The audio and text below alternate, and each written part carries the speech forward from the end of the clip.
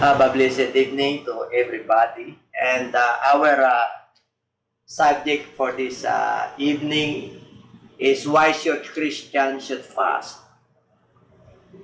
Bakit kinakailangan na mag-ayuno po ang isang mananampalataya? At ako po ay naniniwala na ito po ay napapanahon sapagkat binigyan po tayo ng pagkakataon ng Diyos na mag-ayuno. Lalo na ngayon na panahon po ng Holy Week.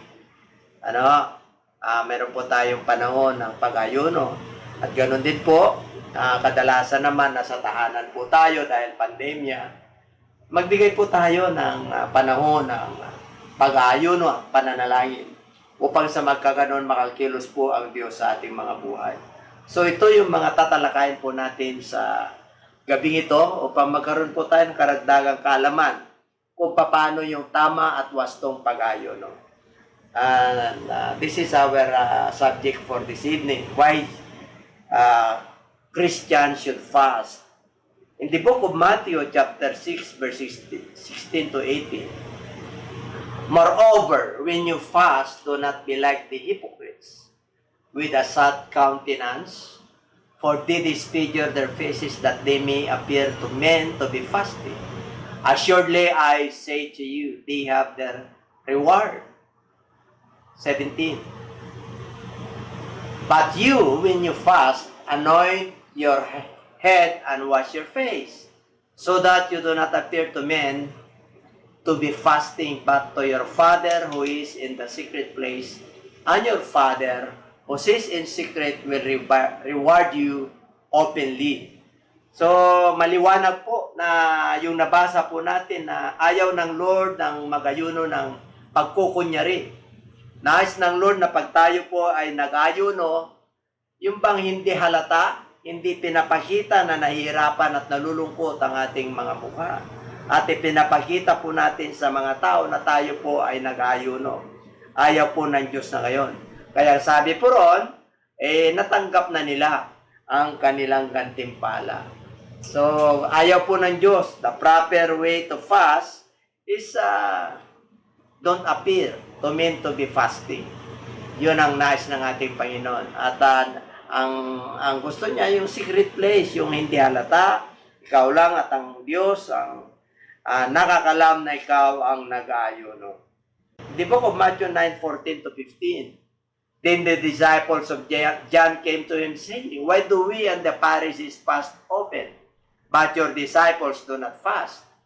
And Jesus said to them, can the friends of the bridegroom mourn as long as the bridegroom is with them? But the days will come when the bridegroom will take it away from them, and then they will fast. Ito po yung panahon po na talagang ang mga Pariseo at mga Sadduceo po, the religious leaders, talagang lagi po sila nag-ayuno kasi alam po nila ang kahalaga ng pag-ayuno. Kaya sila po ay nagtanong sa ating Panginoon tungkol sa kanyang mga alagad. Kaya ang ating Panginoon ay sinagot po sila na samantalang ang kasama po nila ang ating Panginoon ay hindi pa panahon ng kanilang pag-ayuno. Pero sabi po riyan, but the days will come when the bridegroom will taken away from them and then they will fast. So makikita po natin nung nag-resurrect ang ating Panginoon at nag-ministry na po yung mga alagad niya, sila po ay nag-ayuno. Sila po ay nag-fast at nanalangin kasi yun po ang isa sa mga turo ng ating Panginoon. Okay, so yung proper fasting, ayaw ng Lord ng pagkukunyari. Pangalawa, it is a must to fast. It is an ought to be. Kailangan po na pag mananampalataya, kailangan ikaw ay mag-ayuno. Ano pang ayaw ng Lord? Ang isang pag-ayuno, Luke chapter 18 verse 12. I fast twice a week. I give tithes of all that I possess. Ito po yung isang publikano na pinagmamalaki niya yung kanyang pag-ayuno. Kaya ayaw ng Lord na ating pinagmamalaki ang ating pag-ayuno na pinagsasabi po natin. Ayaw ng ating Panginoon kasi magmukhang publikano po tayo. Sinabing publikan po, mga unbeliever po yan, mga nagkukunyari, pakitang tao ang kanilang pag-ayuno. Pinagmamalaki niya yung kanyang pag-ayuno. Nag-ayuno siya, nagbibigay siya ng ikapo. Ayaw po ng Diyos po yun. Now, ito yung mga bagay na ating i-consider. Why should Christians should fast? Letter A, to afflict or chasten our soul. Ito po yung paglilinis at yung mararamdaman po natin na mayroon tayong pinagdadaanan. Why we have fasted, they say, and you have not seen? Why have we afflicted our souls and you take no notice? In fact, in the day of your fast, you find pleasure and exploit all your laborers. Ito po nung panahon po ni Isaiah. Sapagkat nung panahon po dyan sa chapter 58, ito po yung tumpang ng pag-ayuno. Kasi po, sila po ay nag-ayuno dahil sila po ay nagpapapansin sa ating Panginoon. Nag-uyuno po sila, tumingi po sila ng katugunan, kaya lang sinusuway po nila ang mga utos ng ating Panginoon. Kaya dyan sa verse 3, ang sabi po ron sa wikang Tagalog, bakit kami ay nag-ayuno at hindi mo nakikita? Bakit hindi mo napapansin ang aming pagpapakumbaba? Sa araw ng inyong pag-ayuno ay hinahanap ninyo ang inyong sariling kalayawan at inyong pinahirapan ang lahat ng inyong mga manggagawa. Verse 4, narito kayo'y nag-ayuno upang makipag-away at makipagtalo at upang manakit ng masamang kamao. Hindi kayo nag-ayuno sa araw na ito upang may parinig ang inyong tinig sa itaas. Yan ba ang ayuno na aking pinili? Sa verse 5, isang araw upang magpakumbaba ang tao sa kanyang sarili. Yun ba'y ang iyong iyuko ang kanyang ulo na parang yantok at maglatag ng damit sako at abo sa ilalim niya? Iyo ba tatawagin ito na ayuno at araw ng katanggap-tanggap sa Panginoon? So pag tayo po ay nag-ayuno, nais ng Lord na yung ating mga kaluluwa ay talagang nakikipag-ugnayan at yung affliction, yung nararamdaman po natin yung kabigatan, hindi dahil po sa ibang hangarin. Ang nais ng Lord ay pag tayo po ay nag-ayuno, talagang umaabot po sa Kanya at nararamdaman niya yung bigat. Hindi yung nag-ayuno po tayo na mayroon tayong hinihingi na nagpa-ayuno po tayo. Ang gusto ng Lord, malinis yung ating soul, yung chasten, our soul. So, malinis po, maayos po ang ating pag-ayuno. At napag-aralan po natin kanina sa introduction na ayaw ng Diyos nang nagkukunyari at ipinagmamalaki po natin yung ating mga pag-ayuno. Kaya yan po nas ng Lord. Letter B. Tayo po ay nag-ayuno to be heard by God. To be heard by God. In the book of Ezra chapter 8 verse 21.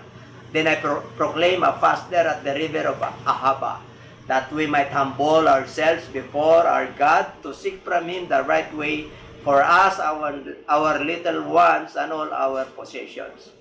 Nais ng Lord na maabot yung ating pag-ayuno, yung ating ginagawa. At ito po nung panahon ni Ezra po, nung sila po ay galing sa Babylon kasi sila po ay nabihag, siya po ay nag-proclaim, nag-declare po siya ng fast. Upang hanapin po ang tamang daan at para mayroon po silang patnubay sa ating Panginoon. Kung ano ang dapat nilang gawin kasi nagkaroon po sila ng nawasak yung templo, siyempre nadidisorganize po sila. Kaya kailangan po ng guidance. Kaya dito po, pag tayo po ay nag-ayuno, titiyakin lang po natin na tayo po ay pinapakinggan ng ating Panginoon Diyos. Letter C. Kailangan tayo po ay mag-ayuno sa pagtub, eradicate unbelief. To eradicate unbelief. Okay. The book of Matthew chapter 17 verse 17 up to 21. Ito po yung ang panahon nito nung ang ating Panginoon, yung kanyang mga alagad po, ay binigyan niya sila ng kapangyarihan upang sila magpalayas ng demonyo at magpagaling ng maraming kagalingan. Kailangan po, mayroong dinala sa kanila na hindi po gumaling. Kaya ang sabi ng ating Panginoon sa 17:17, then Jesus answered and said, O faithless and perverse generation, how long shall I be with you? How long shall I bear with you? Bring him here to me. Alam niyo ang ating Panginoon, pag binigyan kayo ng kapamalan, kapangyarihan, at tinayuan po natin yan. Ayaw niya na hindi po nadidemonstrate ng kapangyarihan ng Panginoon. Kaya sinawayan niya po sila. O wala kayong pananampalataya, o masasamang lahi, perverse generation. Hanggang kailan ko kayo pagtitisan? O sabi niya, dalhin dito yung na-demon possessed. O pagdating sa kanya, on that hour, the same hour, he was cured. The child, yung bata po, and Jesus rebuked the demon, and it came out of him, and the child was cured from that very hour. Sa 19, then the disciples came to him saying privately, why could we not cast it out? Kaya dito po, because of your unbelief. Pag ikaw ay mananampalataya, dapat yung unbelief na yan nawawala. Kailangan palitan po natin yan ng hindi pagdududa. Kailangan manampalataya po tayo sa Kanya. Kailangan magtiwala po tayo sa Kanya. Paniwalaan po natin ang Kanyang salita. At yung banal na Espiritu na nasa atin, puspos po tayo. At ang iniling niya rito, if you have faith as a mustard seed, you will say to this mountain, move from here to there, and it will move. And nothing will be impossible for you. However, this kind does not go out except by prayer and fasting. Kasi may mga matitindi po na dapat nating i-cast-out po. Palayasin. Ang demonyo ng kahirapan. Mahirap po yan. Ang demonyo ng pandemya. Ang panahon po natin ngayon. Siyempre po, unbelief. Nawawala po yung nagdududa na po sa mga pangako ng Diyos. Kasi lumalaganap na po yung virus at saka yung news. Kabi-kabila po ang balita, kaya nadidepress ang mga tao, nawawala ng pag-asa. Pero kung tayo po ay manalig at manampalataya, tayo po, kalakipan po natin yan ng pag-ayuno at pananalangin. At titiyakin ko po sa inyo, talaga naman, sabihin na po natin na hindi tayo exempted dito, pero yung proteksyon ng Lord, sa pamagitan po ng ating pananampalataya, sa pamagitan po ng ating panalangin, nang may pananampalataya at pag-ayuno, makakakilos ang Diyos po sa atin.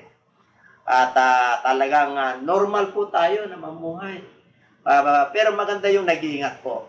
Sumunod po tayo ng protocol kung ano pinag-utos ng gobyerno, pero ang pinakamatindi yun, hindi tayo exempted, pero pag nangingibabaw po yung ating pananampalataya, at samahan mo at lagipan mo yan ng panalangin at pag-ayuno, protektado ka ng ating Panginoon. Pangako niya po yun. Okay. Letter D, to humble ourselves. Okay. Tanyo, pagka tayo po ay nag-ayuno, tayo po ay bumababa yung ating kataasan, yung ating katanyagan, yung ating talagang pagmamalaki, ay sinusupil po ito sa pamagitan po ng pag-ayuno. Tingnan po natin ang Book of Psalms 35:13. But as for me, David said, when they were sick, my clothing was sackcloth. Sinabi po yan ni King David sa Book of Psalms chapter 35. At sinabi po yan na pag sila'y may sakit, pinapanalangin ko po sila. Sila may clothing was sackcloth. 35:13. Kaya ito po ang sabi po ng wikang Tagalog sa Psalms 35:13. Pinagpipray niya nga sila pag sila po ay pag inuusig po siya, ginagawa yan, nag-ayuno para sa kanila. Kaya sabi niya po, ngunit ako nang sila'y may sakit, ay nagsuot ako ng damit sako. Sackcloth. My clothing was sackcloth. I humbled myself with fasting. Dinalamhatin ko ang aking sarili ng pag-ayuno. And my prayer would return to my own heart. Sa dibdib ko'y nananalangin nakayuko ng ulo. Ay si Haring David po, talagang naranasan niya po na siya po ay inusig. Marami po siyang naging karanasan sa buhay. Pinaghahanap niya yung kanyang father-in-law na si Saul. Kaya nakayanan niya po dahil siya po talaga ay nag-ayuno. Kailangan po natin mag-ayuno, mga worker ng ating Panginoon, malingkod ng ating Diyos. Kailangan mag-ayuno po tayo. Ay kailangan nga, sanayin po natin ang ating mga sarili sa pag-ayuno. Alam niyo kung bakit? Panahon ng pandemya. Ay yung iba talagang kapos, kulang. Pero pag tayo po ay nag-ayuno, titiyakin ko po sa inyo, masanay ka, pero kailangan po, kasama sa pagtitipid yun, be wise. Hindi tayo nagpo-force fasting. Pero kailangan po, sinasanay po tayo ng ating Panginoon for the preparation. Hindi natin alam kung hanggang kailan po ito. At isa sa mga paraan ng Diyos para tayo po ay bumaba. Samantalain po natin kasi panahon ng kataasan po ngayon. Kaya sabi po ng Bible, those who exalt themselves shall be abased. At those who abase themselves shall be exalted. So, nais ng Lord na ang mga anak niya ay mababang kalooban, yung emotion niya mababa, kasi highly emotion ngayon ang tao. Madaling magalit, madaling mainis, kaya kailangan po nating mag-ayuno. To subdue or deny our flesh. Number 5 na po tayo, or letter A. Isa sa mga bagay na kailangan po natin kung bakit kailangan mag-ayuno is to subdue or deny our flesh. Para ito yung gawa ng laman ay masupi at magpagababa yung gawa ng laman. In the book of Romans chapter 8 verse 13, if you live according to the flesh, you will die. Ayaw ng Lord na karnal, makalaman, mamamatay. But if by the Spirit you put to death the deeds of the body, you will live. Pagka Espiritu po, nabubuhay po tayo, ay mamamatay po yung gawa ng laman at ikaw ay mabubuhay. Nais ng Lord na tayo po ay spiritually minded, not carnally minded. Para sa magkaganon, masusupil po yung gawa ng laman. Pag tayo po ay nag-ayuno, napakahalaga po na ito yung paraan ng Diyos para bumaba po yung gawa ng laman. Kaya pag ikaw ay hindi nag-ayuno at gluttony at lagi kang ginaganahan kumain, ay hingin mo sa Lord yan. Pakapospos po tayo ng banal na Espiritu o masupil po natin, sasamahan po tayo ng ating Panginoon. At letter F, the book of Luke 9:23. It was to subdue or deny. Then I said to them all, if anyone desires to come after me, let him deny himself and take up his cross daily and follow me. Isa po to dito, yung self-denial, kung tawagin.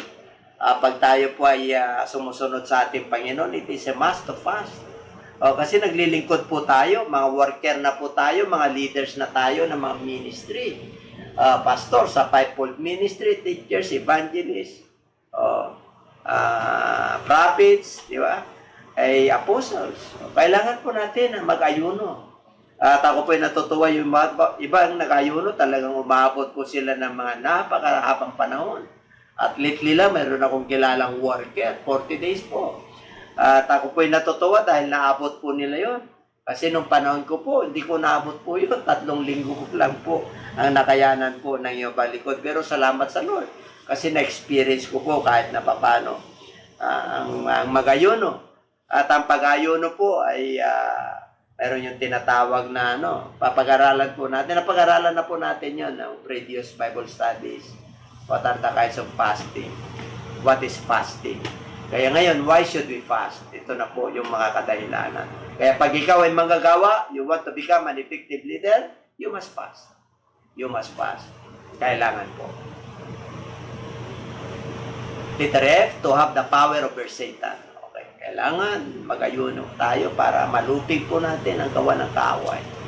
At yung laman po natin ay mas mababa at mataas ang ating spiritual. The book of Matthew chapter 17 verse 21.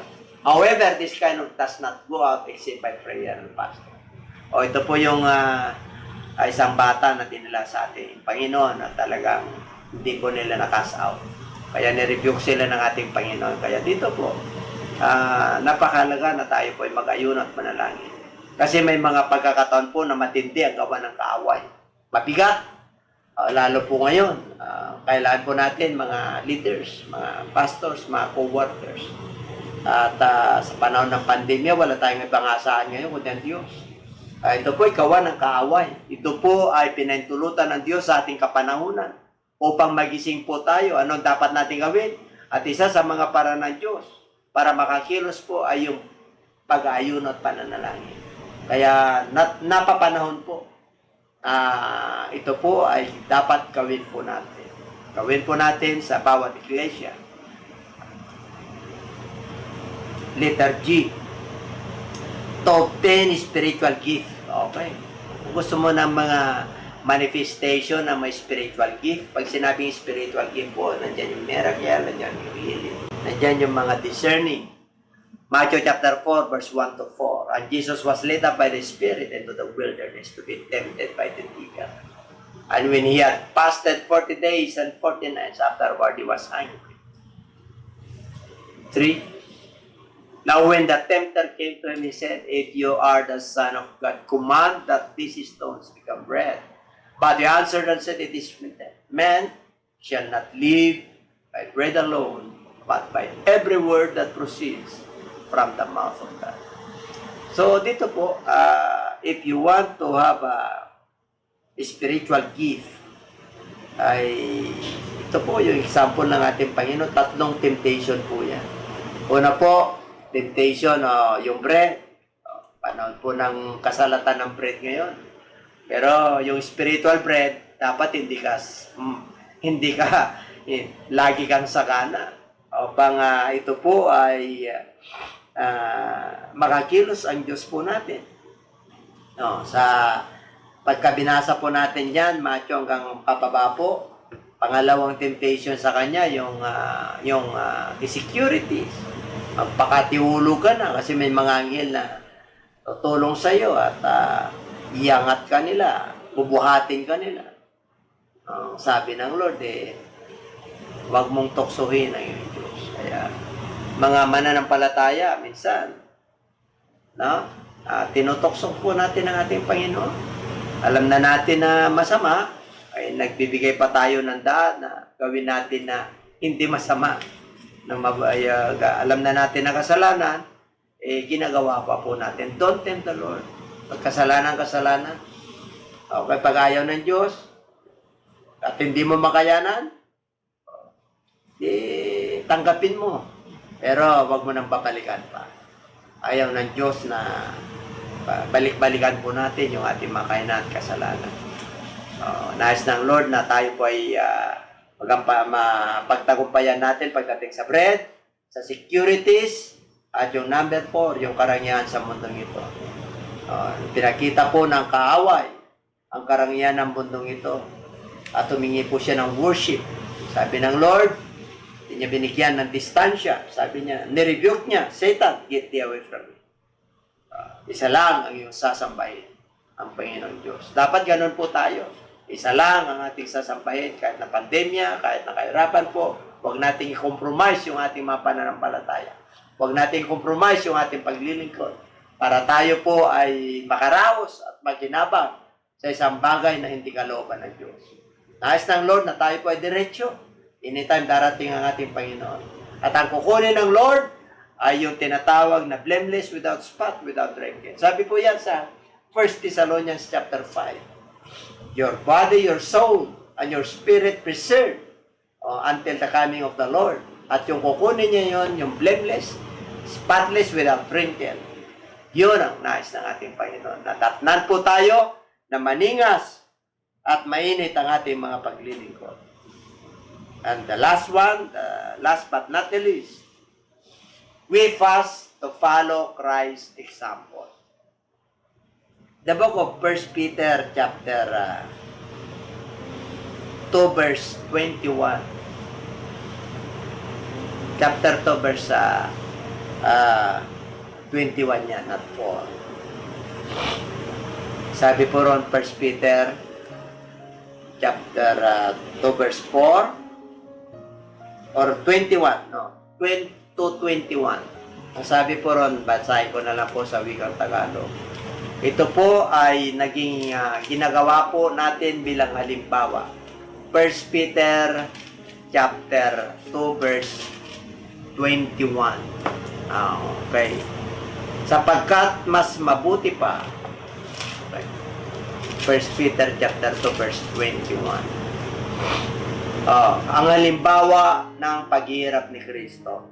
Sapagkat ukol dito kayo'y tinawag sapagkat si Kristo man ay nagdusa alang-alang sa inyo, na kayo'y iniwanan ng halimbawa upang sumunod kayo sa kanyang mga yapak. So, isa sa mga iniwang halimbawa ng ating Panginoon ay yung pag-ayuno. Siya po ay nag-ayuno ng 40 days and 40 nights bago po siya mag-ministry. Tinanong siya ng mga Parisiyo at Sadduceo, the religious leaders. Nag-ayuno po sila lagi, pero kanyang alagad ay hindi nag-ayuno. Kaya sinagot sila ng ating Panginoon na hanggat ang bridegroom ay ang Panginoong Hesus ay buhay at kasama nila, hindi sila mag-ayuno. Pero pag siya po ay nag-resurrect na, tumalis na po siya, yon yung kanilang pag-ayuno. Iniwanan sila ng halimbawa how to fast in a proper way. Not to be a publican, not to be a hypocrite. Okay, ayaw ng Lord na nagkukunyari at nagmamalagi sa pag-ayuno. Okay, kaya ninais ng Lord, we fast to follow Christ's example, to follow the apostles' example, and to follow yung mga kanyang mga alagad. Ang mga early church, ang mga mananampalataya, sila po ay mga nag-ayuno. In the book of Matthew chapter 9 verse 15.